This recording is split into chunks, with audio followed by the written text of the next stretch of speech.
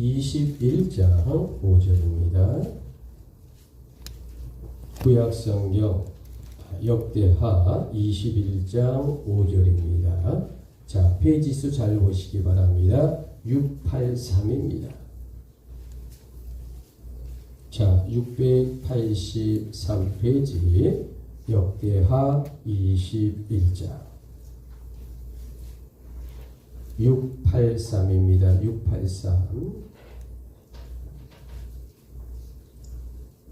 역대하 21장 5절입니다. 여호람이 왕 위에 오를 때에 나이가 32세라 예루살렘에서 8년 동안 다스리니라. 자, 그가 천천히 6절입니다. 시작. 그가 이스라엘 왕들의 길로 행하여 아합의 집과 같이 하였으니 이는 아합의 딸이 그의 아내가 되었으니라. 그가 여호와 보시기에 악을 행하였으나. 자, 본문이 너무 길어서 중약하고 마지막 15절로 갑니다. 또 너는, 자, 우리 천천히 정확하게 봉독합시다. 시작. 또 너는 창자에 중병이 들고 그 병이 날로 중하여 창자가 빠져나오리라 하셨다 하였더라. 아멘. 자, 우리 주보를 보시면 오늘 말씀의 주제가 나올 겁니다. 자, 오늘 말씀의 주제가 무엇이냐면 하나님이 원하시는 우리 가문의 결혼이다 라는 주제가 있을 겁니다. 자, 우리 힘차게 우리 주보를 보면서 우리 한번 주제를 복창합니다. 시작. 하나님이 원하시는 우리 가문의 결혼. 자, 우리 눈높이를 맞추시고 함께 인사합니다. 주님의 이름으로 사랑합니다. 좌우로 합니다. 주님의 이름으로 사랑하고 주님의 이름으로 축복을 드립니다. 자, 여러분, 사람이 한평생을 살아가기 위해 필요한 것이 세 가지가 있다라고 옛부터 전해져 오는 이야기가 있습니다. 자, 첫 번째가 뭘까? 사람은 어떻게 인생을 먹고 살 것인가 라는 직업을 반드시 필요하다라고 말할 수 있겠죠. 자, 사람에게 필요한 것이 두 번째 있다면 어떤 것이 필요할까? 여러분, 사람은 좋은 배우자를 만나 결혼을 해서 가정을 이루어야 하지 않겠습니까? 자, 여러분, 사람은 반드시 세 번째, 특별한 경우 빼고는 일반적으로 결혼을 해서 자녀를 낳아 후대를 잇는 이 세 번째. 자, 그래서 우리 인생은 어떤 사람을 막론하고 이 세 가지는 반드시 필요하다라고 말을 하는 것이 옛 성인들의 이야기였어요. 자, 그런데 현대의 젊은 세대들은 결혼에 대한 기대감보다 직업에 대한 관심이 더 높기 때문에 이제 결혼이 과거처럼 잘 완성하게 이루어지지 않고 또 자녀를 낳는 것이 과거보다는 많이 낮아진 것이 아닐까. 그래서 어떤 직업, 돈을 많은 직업, 내 평생 일하는 그러한 직업에 대해서는 집중하지만 이 가정을 이루는 배우자의 결혼 그리고 자녀를 낳는 이 세 번째 후손에 관한 일들은 과거보다 많이 소홀해지는 것이 아닐까라고 말해도 과언이 아닐 겁니다. 그런데 중요한 것이 있어요. 자, 하나님을 믿는 기독교인들에게 이 메리지, 결혼이란 과연 무엇일까? 첫째, 하나님 아버지가 우리와 언약의 말씀으로 명령한 것이 결혼입니다. 두 번째, 기독교인에게 결혼은 과연 무엇일까? 하나님의 거룩한 사명이 바로 결혼이다라는 거죠. 자, 여러분, 그렇기 때문에 기독교인이라면 반드시 자녀들과 나의 손주들을 위해 반드시 주께 기도해야 할 것이 있습니다. 첫 번째, 믿음 안에서 결혼하기를 간절히 기도하는 부모와 할머니와 할아버지가 되어야 할 겁니다. 두 번째, 하나님 안에서 좋은 배우자를 만나도록 기도해야 할 겁니다. 세 번째, 하나님 나라로 함께 세워갈 사람을 달라고, 우리 가문에 귀한 사위와 며느리를 달라고, 또 손주들을 결혼 대상을 달라고 기도하는 모든 우리 성도가 되어야 한다라는 말씀을 드립니다. 여러분, 오늘 성경 이 역대하 21장, 과연 오늘은 어떤 영적인 말씀을 하고 있을까?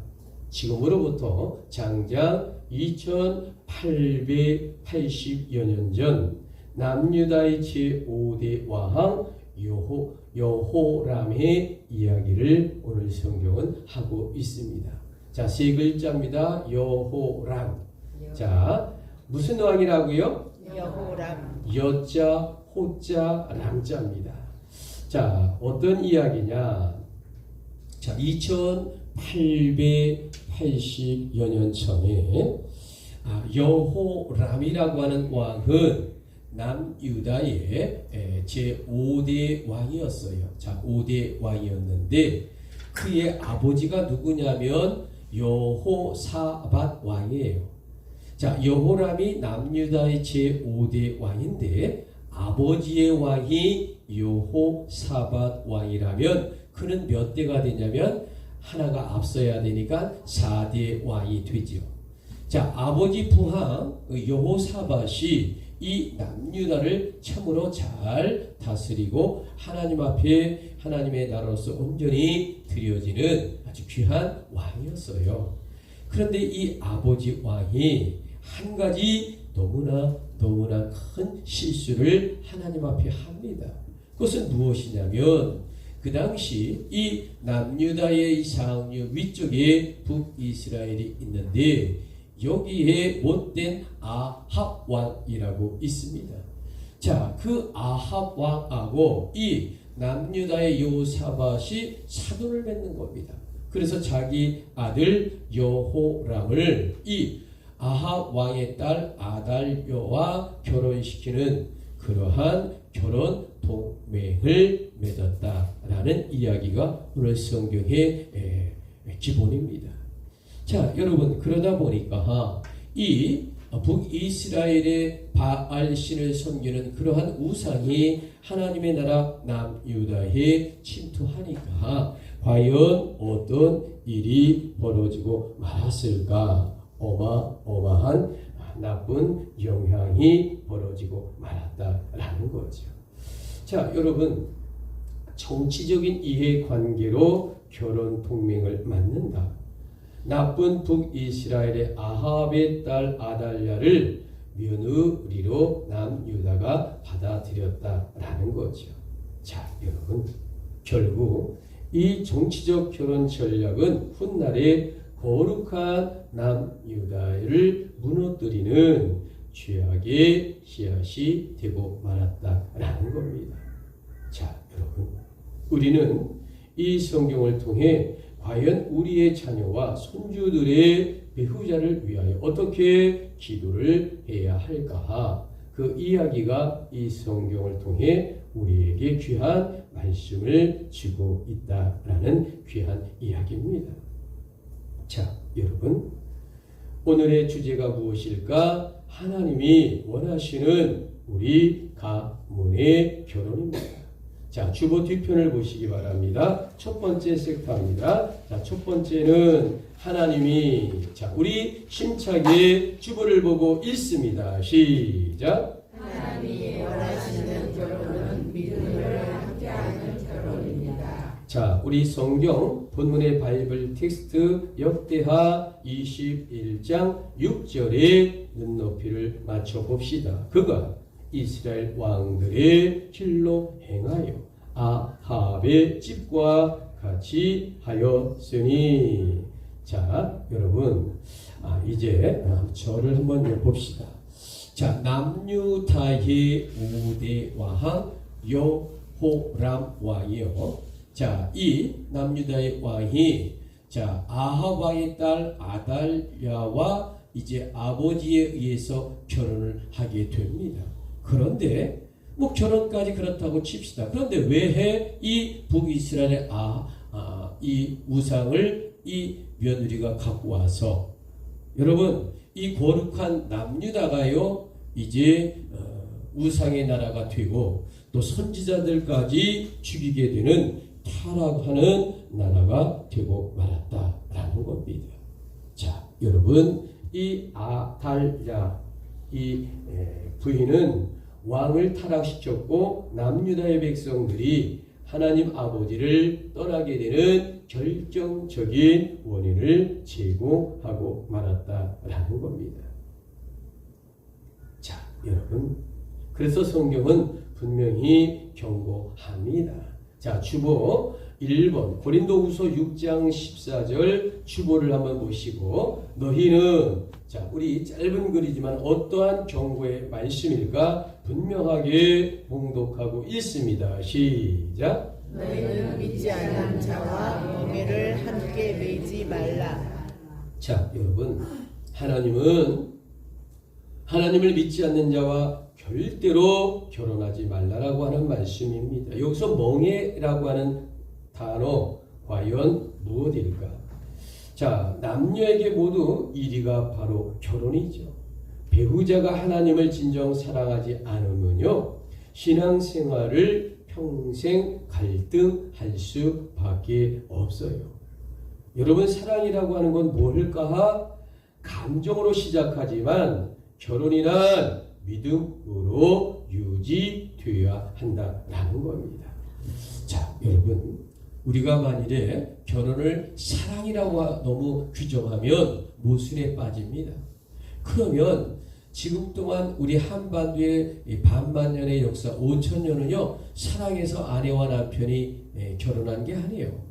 여러분, 자유연애 결혼, 우리 스스로가 남자와 여자를 선택하고 아내를 선택했던 역사가 불과 40, 50년, 60, 70년밖에 안 됐잖아요. 여러분, 일정 때로부터 시작해서 우리 이조 고려시대, 삼국시대에 부모님에 의해서 결혼이 이루어졌지 반만년의 역사 동안 우리가 연애하고 내가 좋은 사람과 사랑하기 때문에 결혼한 건 100년도 안 됐어요. 5000년 역사에. 그러면 과거에 4990년 동안에 살았던 우리 선조들은 다 가짜 인생을 사는 걸까요? 그렇지 않아요, 여러분. 사랑 중요하죠. 뭐 필요하지 않다는 이야기가 아닙니다. 그런데 결혼은 정말로 중요한 게 뭘까? 믿음으로 해야 된다는 거죠. 그러니까 여러분, 우리 반만년의 역사가 고통과 아픔과 처절한 어려움에 살았던 거예요. 그런데 1885년 언더와 아펠렌저 선교사가 이 땅에 142여 년 전에 복음을 전해줌으로 말미암아 이 나라 이민족이 그래도 밥 먹고 살고 세계 10대 경제국이 된 것은 바로 우리가 하나님 안에 새로운 민족으로 변화되었기 때문이다. 여러분, 이 말씀에 아멘이십니까? 아멘. 그래요. 여러분, 성경이 말하고 있는 이 메리지, 결혼은 너무도 중요한 말씀을 하고 있습니다. 첫째, 창세기 2장에 보니까 메리지 결혼이란 하나님이 만드신 제도라고 성경에 기록해 놓았어요. 두 번째, 이 말라기 2장에도 보니까 결혼은 하나님의 언약의 말씀이다라고 기록해 놓았습니다. 세 번째는 이 에베소 5장을 보니까 결혼이란 그리스도와 교회의 모형이다라고 말했습니다. 자, 그리스도와 교회의 뭐라고요? 모형이라고 말했습니다.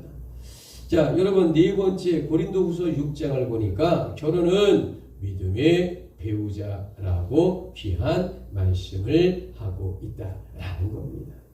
여러분, 이런 점에서 우리 부모들의 가장 큰 기도는 과연 과연 인생에서 무엇이 되어야 할까?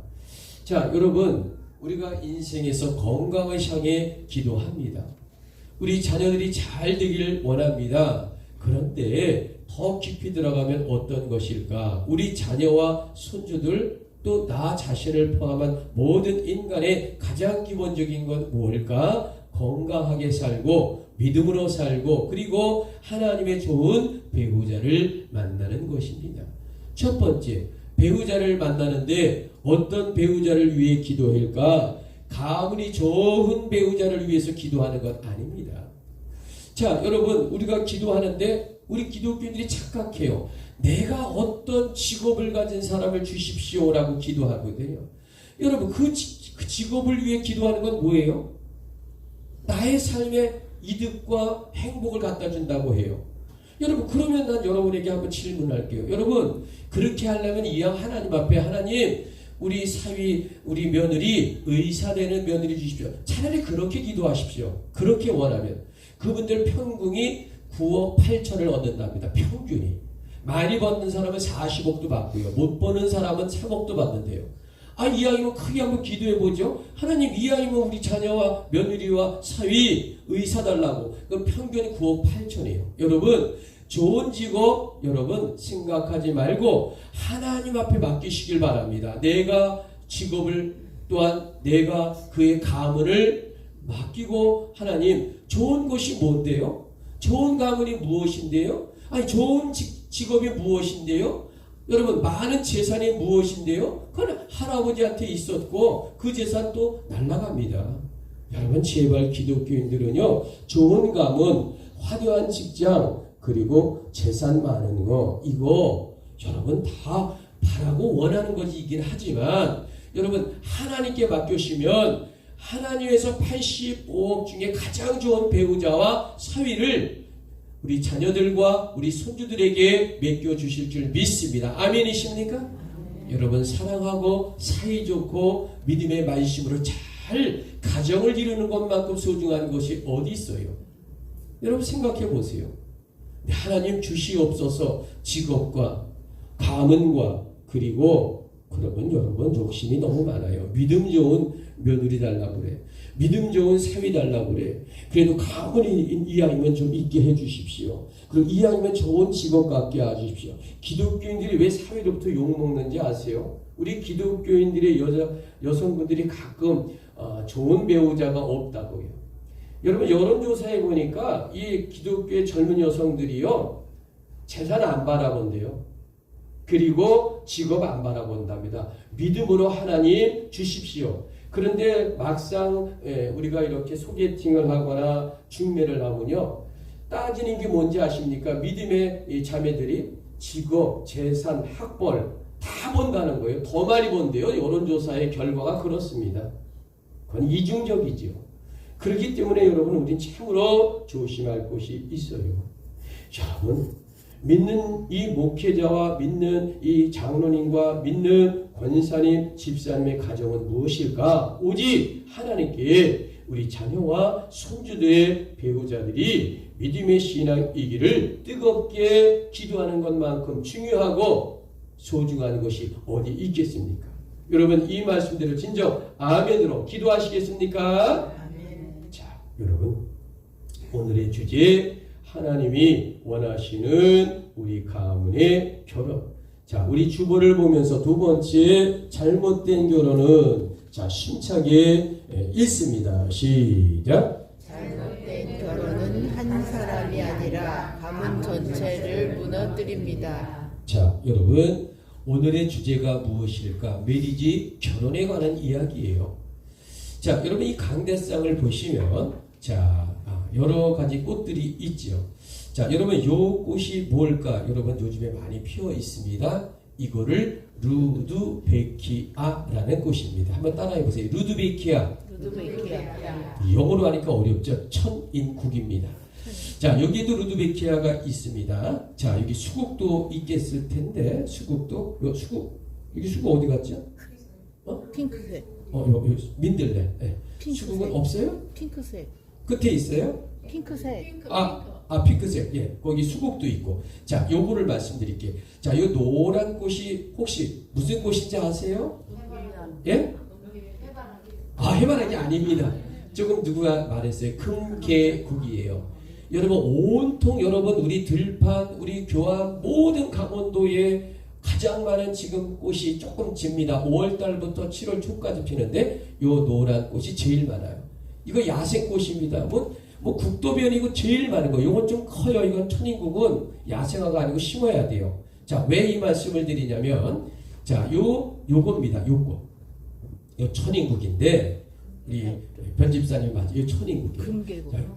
금계국. 금계국. 자, 이 천인국은 여기 천인국이라 그랬죠. 요 노란 꽃이. 자, 그런데 요 금계국이에요. 자, 이게 왜 이 야생화가 중요하냐? 자, 여러분 과거 중국의 어느 왕이 이렇게 명을 내립니다. 황금으로 된 닭 한 마리를 나에게 가져오는 자에게는 큰 상을 내리겠다라고 명을 내려서 방이 전국 곳곳에 붙었습니다. 자, 그러니까 많은 사람들이 황금으로 된 이 황금 빛의 닭 있잖아요. 닭 중에 노란 닭이 혹시 있을까 야상에. 그래서 많은 사람이 산과 들으러 간 거예요. 왜? 팔자를 고치려고. 많이 가봤는데 5월달, 6월, 7월달 아무리 찾아도요. 이 누런 빛의 닭이 잘 없어요. 이 황금으로 된 살아있는 닭이 없는 거예요. 그래서 그 어떤 사람도 왕에게 황금 닭을 못 갖고 와요. 자, 그런데 여러분 하루 어떤 날 한 달쯤 됐는데 한 청년이 왕을 아뢰겠다고 비서실에 온 거예요. 황금닭을 찾았냐니까 찾았대요. 그럼 어디 있냐고 그러니까 왕 앞에 나 아련시켜야 보여주겠다고 또 이 청년의 아주 그냥 또 고집을 피네요. 그래서 이제 왕 앞에 왔습니다. 왕 앞에 와가지고 이제 그 청년은 자, 노란 꽃, 요 꽃을 들고 와가지고 왕이요, 이것이 황금닭입니다 라고 말한 거예요. 그랬더니 왕이 화를 헐컥 내면서 야, 이 젊은이야, 무슨 그게 황금닭이냐고 크게 화를 내었다라는 거죠. 자, 그런데 이 순간에 이 청년이요, 아주 귀하게 말을 합니다. 왕이요, 이 꽃을 가만히 보십시오. 이 노란 것이 황금빛 아닙니까? 그리고 요 끝에 요 꽃송이 끝을 보시면 이게 닭벼슬처럼 이렇게 생겼어요. 이렇게 칼날처럼.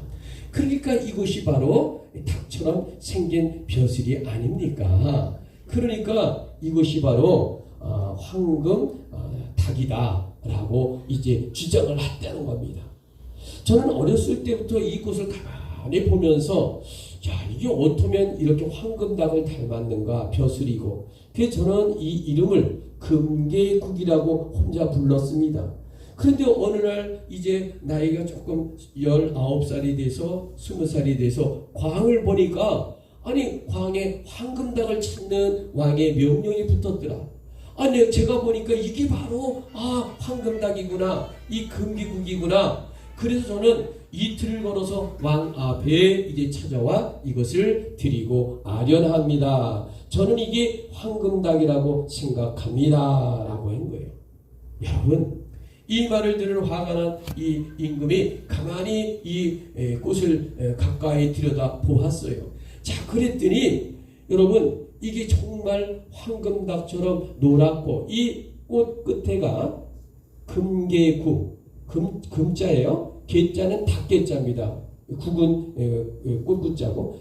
자, 그렇기 때문에 이거야말로 저 젊은이가 말하는 것처럼 금계국, 황금닭이구나 라는 것을 감탄을 했다라는 겁니다.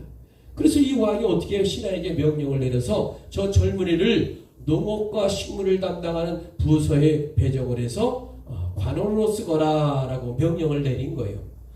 그래가지고 그 친구가 이제 농업 담당, 식물 담당을 해가지고 이제 관청에 이제 일을 하는데 얼마나 지혜로운지 몰라요. 그래서 왕이 어떻게 했냐면은 자기 공주이자야 막내딸을 이 젊은이와 1년 후에 결혼을 시켰습니다. 큰 상은 물론 주었고요. 자, 그래서 지금도 중국이나 우리나라들은 결혼을 하면 소 같은 거 잡기 어렵잖아요. 옛날에 한 300~400년 전 이야기니까. 그럴 때 씨암탉을 많이 잡았대요. 이 금계국을 생각을 해가지고. 그리고 5월달부터 7월은 또 요 금계국을 들판에 많이 뜯어다가 그렇게 꼭 이렇게 또 결혼식 할 때 요거 했나 봐요. 그래서 여러분 왜 사위오면 씨암탉 잡아주는지 아세요? 이 결혼 때 이 닭을 많이 먹어야 됩니다. 금계국 영양 때문에. 자, 이런 이야기가 있습니다. 자, 여러분 이 이야기가 무엇일까? 그만큼 사람의 결혼이란 한 가문을 살리고 죽이는 중요한 인생 최대의 전환점이 된다. 이 꽃이 뭐라고요? 금계국. 닭꽃입니다. 황금 닭꽃입니다. 자, 여러분 2880년 전에 오늘 성경 역대하 이 말씀 과연 어떤 말씀을 하고 있을까? 자, 성경 본문의 바이블 텍스트로 돌아갑니다. 11절을 보시죠. 여호람이. 자, 우리 심차게 성경을 고백합니다. 시작. 여호람이 또 유다 여러 산에 산당을 세워 예루살렘 주민으로 음행하게 하고 또 유다를 미혹하게 하였으므로. 자, 여러분 하나님의 나라는 어떤 나라일까? 남유다였어요. 그런데 여호람 왕이 나쁜 아달랴를 왕비로 맞았습니다. 그래서 그 두 부부가 모두 잘못된 결혼으로 악해지고 말았다라는 거죠. 결국 하나님이 아닌 우상 숭배의 나라가 되고 마는 나라가 남유다였다라는 겁니다. 자, 여러분 결과적으로 이 잘못된 결혼으로 어떤 결과가 이루어졌을까? 첫 번째입니다. 이 남유다에 이 여호람 왕의 6명의 동생이 있었어요. 이 여호람 왕이요, 이 동생을 다 죽입니다. 그리고 충성스럽고 충직한 신하들을 따라서 다 죽여버려요. 자, 두 번째입니다. 어떤 일이 일어날까? 두 번째는 조공을 바치던 여러 나라들이 반란을 일으키기 시작했다라는 겁니다. 첫 번째, 이쪽 방향에 그러니까 세펠다 평야 쪽에 이쪽에 림나라고 있는데 이 나라가 조공 바치는 것을 거부합니다. 그리고 이 사해바다 우측 밑에 에돔이 있는데 이 에돔도 독립하겠다고 큰 소리치고 반란을 일으킵니다.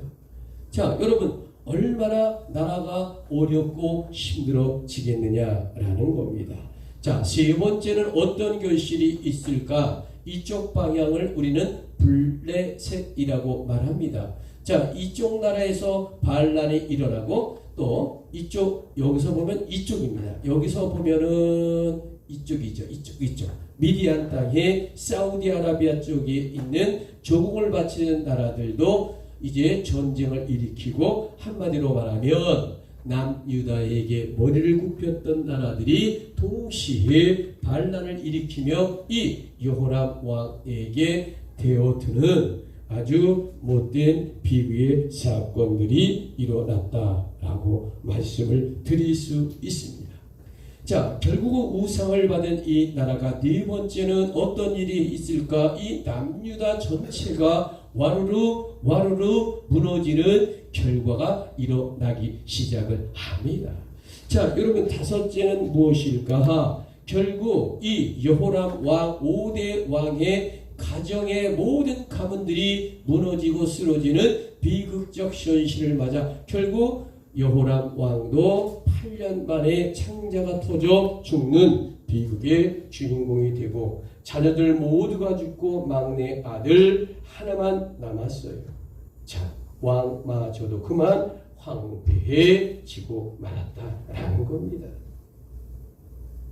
여러분, 여호람이 결국 잘못된 결혼으로 어떤 불행한 치유를 맞았을까? 여섯 번째, 여호람은 비참하게 8년 만에 왕위에 죽는 비극을 맞이하게 되었다라고 이 성경은 기록하고 있습니다. 자, 성경을 볼까요? 역대하 21장 19절. 자, 본문의 바이블 텍스트입니다. 여러 날 후, 자, 저와 함께 천천히 성경을 읽습니다. 시작. 여러 날 후 2년 만에 그의 창자가 그 병으로 말미암아 빠져나오매 그가 심한 병으로 죽으니 백성이 그들의 조상들에게 분향하던 것 같이 그에게 분향하지 아니하였으며. 자, 여러분, 얼마나 슬픈 이야기입니까? 믿는 신앙인으로 잘못된 결혼으로 죄를 짓게 되면 과연 어떻게 될까? 첫째, 한 가정을 넘어 한 가문을 통째로 무너지게 한다라는 겁니다. 두 번째, 그들이 낳은 자녀들 모두가 잘못될 수 있다라는 겁니다. 셋째는 그들이 속한 교회 공동체에도 위기가 몰려올 수 있다라는 겁니다. 여러분, 그러기 때문에 노후가 되어도요, 내 자녀와 나의 손주들을 위해 끝없이 하나님께 기도하는 귀한 성도가 되어야 합니다. 어떤 분은 그렇게 이야기합니다. 목사님, 우리 자녀들이 말을 안 듣고 지금 교회 나오지 않고 믿음도 없습니다. 어찌하면 되겠습니까? 여러분, 내가 눈을 감는 날까지 여러분, 정말로 여러분 이제 노인 일자리에 가서 여러분 노동해서 벌 돈을 쓰고 용돈을 버는 것도 중요하지만 더 중요한 것이 있어요. 여러분, 나의 자녀와 내 손주들이 예수를 믿지 아니하더라도 나의 기도와 나의 믿음의 말씀으로 하나님께 간구하면 내가 눈을 감아서라도 하나님의 기적의 역사가 있게 됩니다.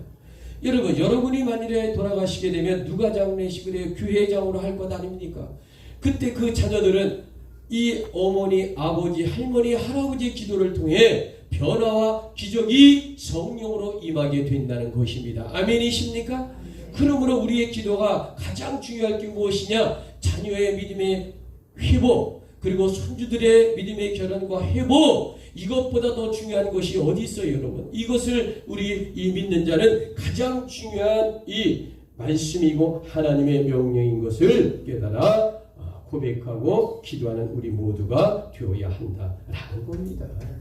자, 여러분, 오늘 주제 하나님이 원하시는 우리 가문의 결혼, 마지막 세 번째, 하나님은, 자, 주보를 보고 심차게 읽습니다. 시작. 하나님은 믿음의 배우자를 통하여 가문을 축복하십니다.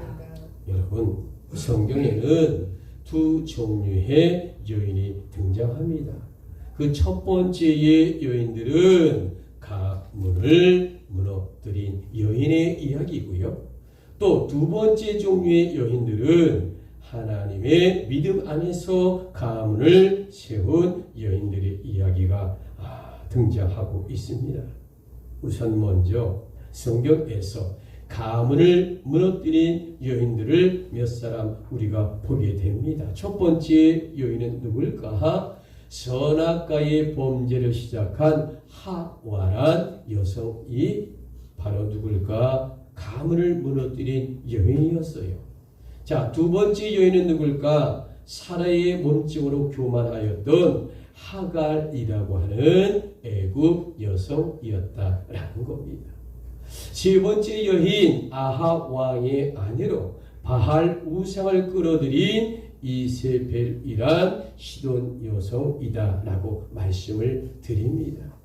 자, 여러분, 네 번째, 성경에서 가문을 무너뜨린 여인이라고 하면 남유다를 어렵게 한 잘못된 결혼 아달랴라고 하는 이 여성이었다라고 말씀을 드릴 수 있습니다. 그런데 여러분, 성경에는 하나님의 믿음 안에서 가문을 세운 아름다운 여인들의 이야기가 있습니다. 그 첫 번째를 볼까요? 첫 번째 여인 룻기서에 나오는 이 믿음과 효성의 여인, 이방 여인 룻을 우리가 떠올릴 수 있죠. 자, 두 번째 여인은 누굴까? 믿음 안에 가문 안에 세운 여인, 사무엘의 어머니 기도하는 한나라는 여인, 우리가 정말로 가문을 세운 여인입니다.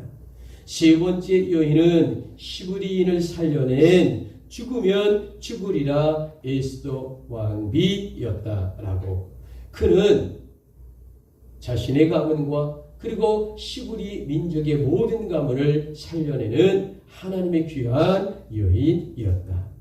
네 번째 여인은 하나님께 순종하여 예수님을 낳은 마리아란 여인이다라고 말씀을 드릴 수 있습니다. 여러분, 그 중에서도 요셉의 약혼자인 마리아, 하나님 성령에 철저하게 순종하였어요. 그래서 우리 인간의 죄악을 대신 짊어지시고 십자가에 죽으실 예수 그리스도를 이 땅에 탄생시키는 어머니가 된 분이 누굴까? 그가 바로 마리아였다라고 성경은 기록하고 있습니다. 여러분, 마리아는요, 자신의 가문이 영광되고 길이길이 빛난 것만이 아니라 예수 그리스도, 지저스 크라이스트, 예수 그리스도의 영원한 족보에 당당히 들어가 있는 자가 누굴까? 바로 마리아 여인이었다라는 겁니다. 자, 우리 주보 2번을 볼까요? 로마서 5장 19절. 한 사람의 순종치. 자, 우리 힘차게 고백합니다. 시작. 한 사람이 순종치 아니함으로 많은 사람이 죄인 되어 같이 한 사람의 순종하심으로 많은 사람이 죄인이 되리라. 자, 여러분, 오늘의 결론입니다. 자, 하나님이 원하시는 우리 가문의 결혼. 자, 오늘 주제를 한번 일주일 동안 기도하며 생각하기 위해 힘차게 복창합니다. 시작. 하나님이 원하시는 우리 가문의 결혼. 소리가 좀 작다. 힘차게 시작. 하나님이 원하시는 우리 가문의 결혼. 자, 오늘의 결론입니다.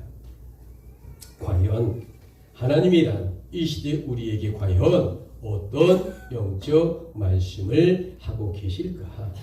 그것은 바로 우리들의 노년의 삶이 어떤 기도와 마음에 집중이 되어 있느냐라는 겁니다. 여러분, 우리는 하나님을 믿는 기독교인들입니다. 여러분, 아멘이십니까? 그래서 이제는 일평생 내가 일을 열심히 했으니까 나의 노후 생활을 좀 평안히 살고 싶다라고 생각하는 기독교인들이 적지 않아요. 자, 우리 기독교인 중에도 나의 노후가 건강하고 좀 여유 있게 살았으면 좋겠다라고 생각하는 분들이 의외로 많습니다. 그래서 또 우리가 일거리를 찾아서 또 용돈도 받고 즐겁게 행복하게 살겠다라고 이제 노인 할머니들 할아버지들도 다 이제 일 나가고 열심히 살아갑니다. 여러분, 근데 중요한 게 무엇인지 아십니까?